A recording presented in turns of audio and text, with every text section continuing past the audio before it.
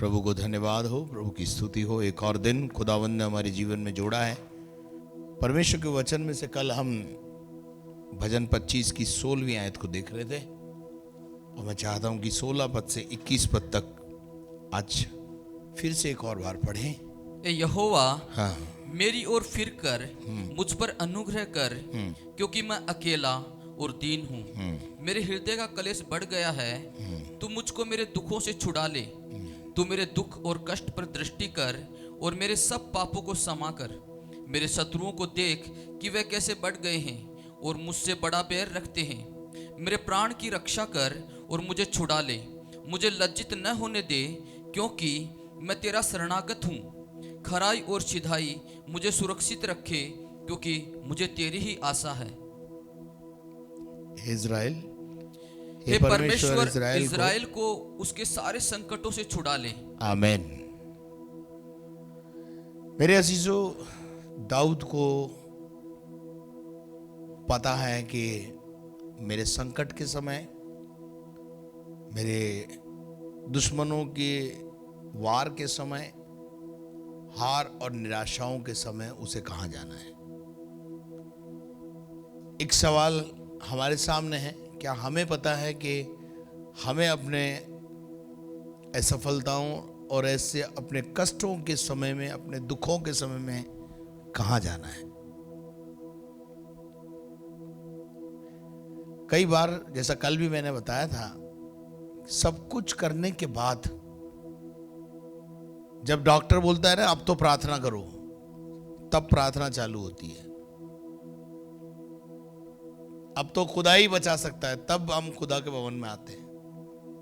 और उससे पहले हमारे जो प्रयास होते हैं वो सांसारिक होते हैं, शारीरिक होते हैं, बुद्धि से भरे हुए होते हैं। हम सोचते हैं कि हमारे पास बहुत बुद्धि है, हम ऐसे करके निकल जाएंगे। परंतु जब हम परमेश्वर के भवन में आते हैं तभी हमें समाधान मिलता है। ये बात दाऊद को पता है। हम क्यों नहीं इस फॉर्मूले को अपनाते? क्यों हम सबसे लास्ट ऑप्शन में खुदा को रखते हैं, जबकि सबसे पहला ऑप्शन खुदा है। उसके अलावा कोई ऑप्शन है ही नहीं। यूं समझ लीजिए, फर्स्ट एंड लास्ट वही है। उसके अलावा हमें कोई बचा और छुड़ा भी नहीं सकता। जब ये बात हमें पता है तो फिर क्यों नहीं हम इस बात को समझ पाते कि हमारी सुरक्षा कहां है, हम कहां सुरक्षित हैं। भजन 84 की 1, 2, 3 आयत को जब हम पढ़ते हैं तो वहां बहुत अच्छी बात हमको देखने को मिलती पड़ी है। सेनाओं के यहोवा, तेरे निवास क्या ही प्रिय है। तेरा निवास स्थान, तेरी उपस्थिति क्या ही प्रिय है। और मेरा प्राण यहोवा के आंगनों की अभिलाषा करते करते मूर्छित हो चला। क्या हो गया है? मैं घायल हो गया हूं, मूर्छित हो गया हूं, यहोवा के आंगनों की अभिलाषा करते करते। एक समय ऐसा आएगा कि आपका मन तो करेगा यहां आने के लिए, लेकिन परिस्थितियां अलाउ नहीं करेंगी। और जब आज परिस्थितियां अलाउ कर रही हैं तब हमारे पास समय नहीं है। हम इस भेद को समझें कि जब आज हमारे हाथ पैर सही सलामत है, क्यों ना हम खुदा के पास खुदा की आराधना करने जाएं। वो कहता है मैं अभिलाषा करते करते मूर्छित हो चला, और मेरा तन और मन दोनों जीवते परमेश्वर को तुझ पुकार रहे हैं। जीवते परमेश्वर को क्या करता है? पुकारता है। हालेलुया।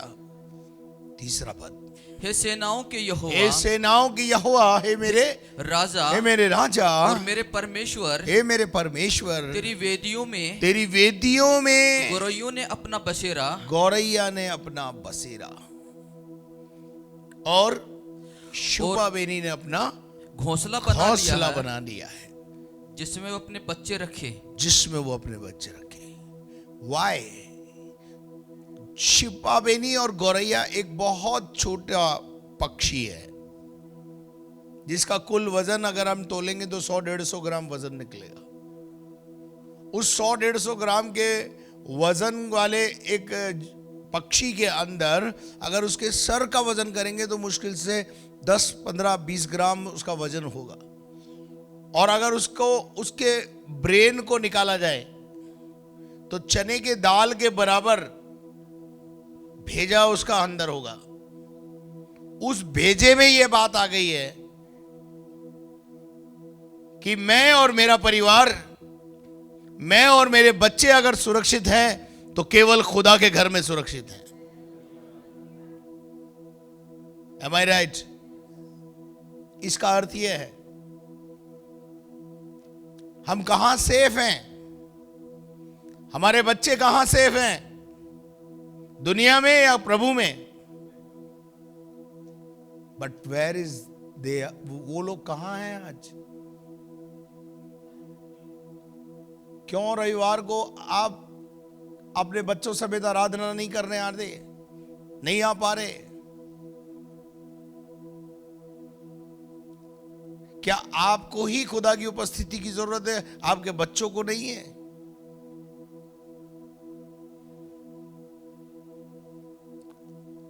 आप बच्चों को ऑप्शनल देते हैं, चले तो तेरी मर्जी, ना चले तो तेरी मर्जी।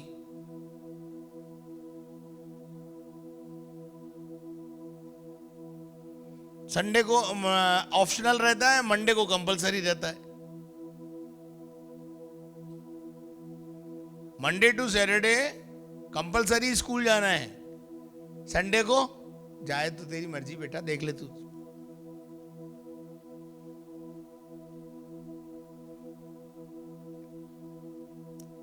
हम क्या कर सकते हैं? हम केवल समझा ही सकते हैं ना। बच्चे जब बड़े हो जाएंगे उनको आप लाना चाहोगे तो भी नहीं आएंगे। बाल्य अवस्था से अगर आपने उनके अंदर ये एक आदत डाल दी कि हमारा क्रम, हमारा कर्तव्य है कि हम रविवार को जहां कर खुदा की आराधना करेंगे, और प्रतिदिन की डाल दें तो बहुत ही अच्छी बात है। कितना सुंदर वृतांत है यहां पर भजन संहिता 84 का 3 पद। यह खुदा शुपाबेनी और गौरैया ने अपना बसेरा तेरे भवन में बनाया है, तेरे वेदियों में बसेरा बनाया है। क्यों बनाया है? क्योंकि चिड़ियाओं ने ढूंढा, गौरैया ने ढूंढा, शुपाबेनी ने ढूंढा, कहां कौन सी जगह सेफ है, कहां सांप नहीं आएगा, कहां मेरे बच्चों के अंडे या बच्चे और मेरे अंडे जो हैं वो सुरक्षित हैं। और उसने पूरे जगत में ढूंढा और जगत में ढूंढ के ये पाया कि खुदा की वेदी, प्रेजेंस ऑफ गॉड, परमेश्वर की उपस्थिति ही सबसे सुरक्षित स्थान है। हालेलुया। यहोवा का भवन ही सबसे सुरक्षित स्थान है। और बाइबल का परमेश्वर हमें सिखाता है, मनुष्य यदि सारे जगत को प्राप्त करे, ब्रांडेड कपड़े पहने, डियो फियो लगाए, उससे क्या काम, उससे क्या लाभ? हमारे जीवन से मसीह की खुशबू आनी चाहिए। वो धार्मिकता के लिबास जो खुदा ने हमें पहना है, उसमें सुरक्षा है, हमारी भी है और हमारी आत्मा की भी है। हमारी आत्मा की सुरक्षा। We are safe with the presence of God. Bible में एक बहुत अच्छी बात लिखी है, अय्यूब की किताब 21 का 23 पढ़ना है। कोई तो अपने पूरे बल में, कोई तो अपने पूरे बल में बड़े चैन और सुख से रहकर मर जाता है, बड़े चैन से और सुख से रहकर मर जाता है। यह मनुष्य का अंत। आगे आगे आगे, बहुत अच्छा। उसकी देह दूध से, उसकी देह दूध से और उसकी हड्डियां गूंदे से भरी रहती हैं। क्योंकि खूब खाने पीने को मिलता है ना।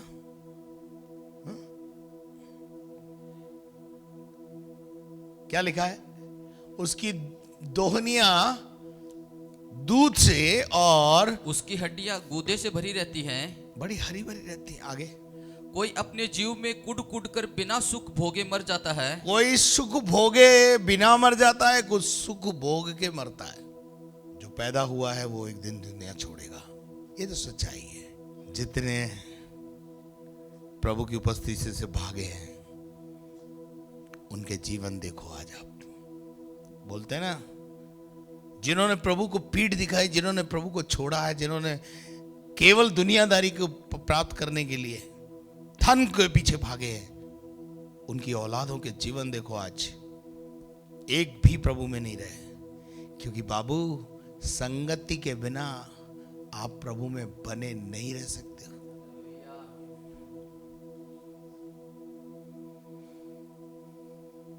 कोई तो कुड़कुड़ के मर जाता है और कोई सुख भोग के मर जाता है, कुछ सुख भोगे बिना मर जाता है। फिर आगे क्या लिखा है रे भाई? वे दोनों एक समान, वे दोनों एक समान है भैया। मिट्टी में मिल जाते हैं। शमशान में जो मिट्टी पड़ी है ना, वो चाहे गरीब की हो और चाहे अमीर की हो, दोनों पर मिट्टी ही है। वो नाम जगत में कुछ लाए ना कुछ लेके जाएंगे, फिर काय को मगजमारी करना भैया। 2 वक्त की रोटी प्रभु अगर हमको दे रहा है, आज का दिन अगर गुजर गया तो प्रभु को धन्यवाद दो। हालेलुया। कीड़े उन्हें ढांक लेते हैं, कीड़े उन्हें ढांप लेते हैं। तो बात ये नहीं है, बात यह है कि दाऊद को ये पता है, आपको भी पता होना चाहिए, मेरे संकट के समय, मेरे परेशानियों के समय में मैं कहां जाऊं, कहां ठिकाना है, कहां ठोर है, कहां उत्तर है, कहां समाधान है। और वो है प्रभु परमेश्वर और उसकी उपस्थिति। अब उसकी उपस्थिति में रहना शुरू करो, अब उसके राज्य और धर्म की खोज शुरू करो। ये सारी वस्तुएं जिनके लिए आप परेशान हो, आपके कदमों में पड़ी रहेंगी। कल मैं बता रहा था मेरी मां के लिए कि ऐसे दिन हमने देखे जहां उन्होंने सिगरेट के पैकेट्स जला करके खाना बना के हमें खिलाया है। ऐसा नहीं है हमारे जीवन में वो दिन नहीं थे, वो दिन थे, लेकिन उस समय मालूम पड़ा कि अब हमारा उद्धार उत्थान होगा कहां। तब पता चला प्रभु ही कर सकता है। तब मेरे माता पिता प्रभु के चरणों में गए और आज खुदा ने हमारे जीवन में अच्छे दिन दिखाए। अच्छे दिन केवल प्रभु दिखा सकता बाबू। हालेलुया। तो दाऊद को पता है कि मेरे संकट के समय में मुझे कहां जाना है। उसके बाद वो कहता है, मेरी ओर फिर कर, मुझ पर दंडवत, मुझे पर अनुग्रह कर। मेरे अजीजों, कल भी मैंने आपको बताया था कि यदि तुम उसकी ओर फिरोगे तो वो तुम्हारी ओर फिरेगा। पहल आपको करनी होगी। संकट में कौन है? आप। परेशानी में कौन है? आप। तो पहल किसको करनी पड़ेगी?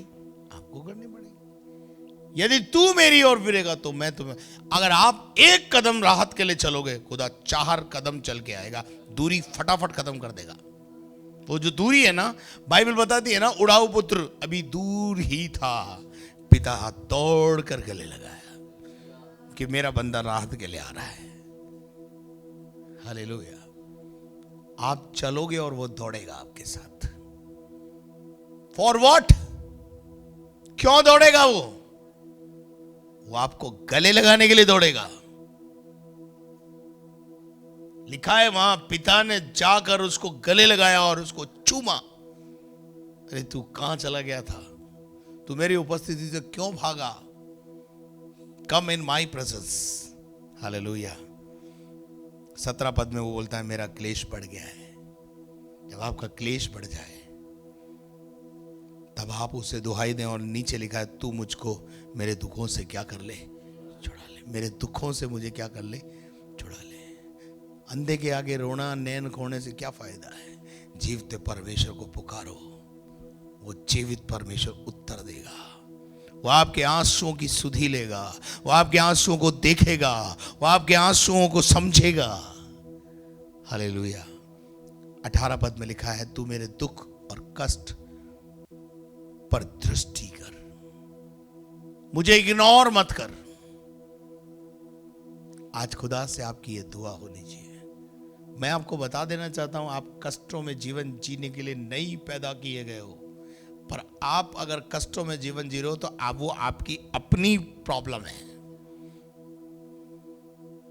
आप विजयी जीवन जीने के लिए, जैवन जीवन जीने के लिए, खुशहाल रहने के लिए पैदा किए गए हो। पर प्रॉब्लम आपकी है, you are not in the presence of God, इसलिए दुख संकट परेशानियां डेरे पर आ रही। हालेलुया। और वो 5वीं बात बोलता है इसमें कि हे मेरे और अब मेरे सब पापों को क्या कर दे, तू क्षमा कर दे। दाऊद को पता है ये संकट मेरी लाइफ में क्यों है। Something is wrong with me. मेरा एक लेक्चर है, श्राप व्यर्थ में नहीं आता। श्राप कुछ ना कुछ गड़बड़ करते तभी पिटाई होती ना भाई, तभी सजा मिलती है। बिना उसके कोई सजा नहीं देता खुद। मुझे तो नहीं दे रहा, आपको क्यों दे रहा है?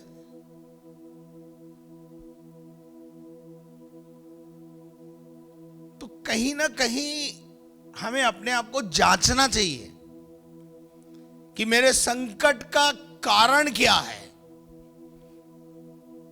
मान लो, छोड़ दो तो दया आ जाएगी। बाइबल में लिखा है, यदि मनुष्य अपने अपराध, अपनी गलतियां, अपनी खताओं को मान ले और छोड़ दे तो प्रभु उस पर दया करेगा, क्योंकि वो दयालु परमेश्वर है।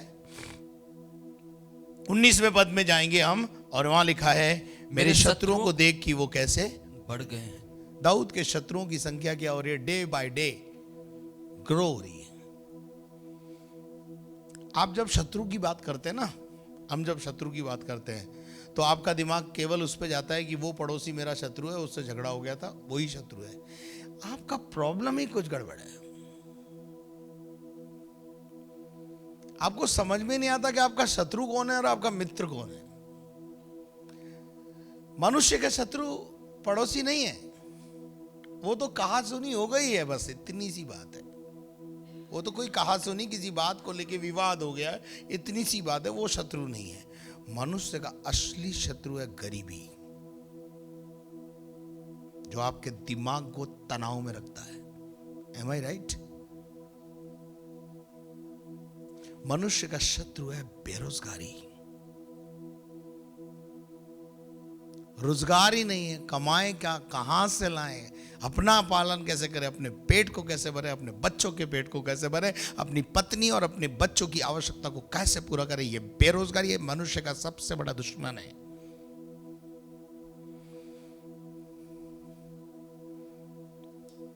हम पता नहीं पड़ोसी को क्यों दुश्मन समझ रहे हैं, क्यों अपने रिश्तेदार को दुश्मन समझ रहे हैं। अरे वो दुश्मन नहीं है, असली दुश्मन से लड़ना सीखो। गरीबी, बेरोजगारी, बीमारियां जो परमेश्वर नहीं शैतान देता है, पाप की मजदूरी है वो। अपने दुश्मन को पहचानो। जिस दिन आप अपने दुश्मन को पहचान जाओगे, उस पर फतेह भी पाओगे। आपको आपके दुश्मन का ही पता नहीं है। आपको पता होना चाहिए, मेरा असली दुश्मन मेरी समस्याएं हैं जिसमें शैतान ने मुझे डाल रखा है, और वो है बीमारियां, दुख, तकलीफ, समस्याएं, बेरोजगारी और। कोई व्यक्ति क्यों दुश्मन बनेगा आपका?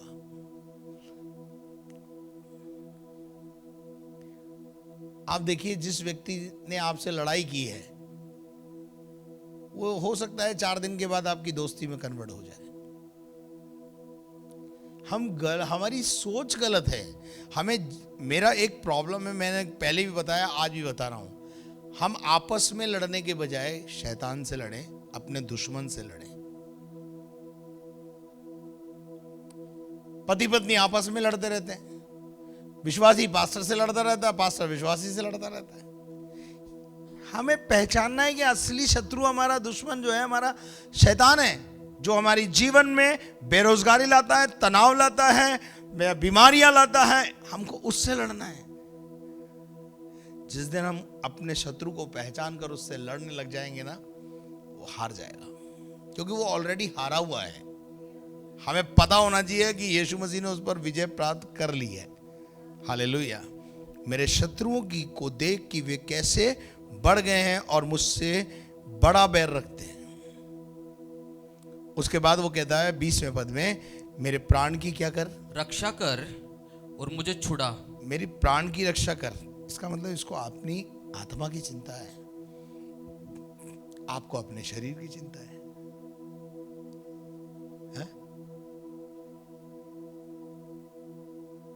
हमें सबसे ज्यादा रक्षा किसकी करनी है? अपनी आत्मा की रक्षा करनी है। परमेश्वर के वचन में लिखा हुआ है कि सबसे अधिक अपने मन की, अपनी आत्मा की, अपने प्राणों की रक्षा कर, क्योंकि वो बहुमूल्य है। अरे ये तो शरीर है, नाशवान है, गिर भी जाएगा तो खत्म हो जाएगा, मिट्टी में मिल जाएगा। इसका तो अंत बता दिया मैंने अभी आपको थोड़ी देर पहले। लेकिन आत्मा अमर है। जो अमर है उस पर मन लगाओ ना। वो कह रहा है मेरे प्राण की क्या कर, रक्षा कर, और मुझे क्या कर ले, छुड़ा। मुझे छुड़ा।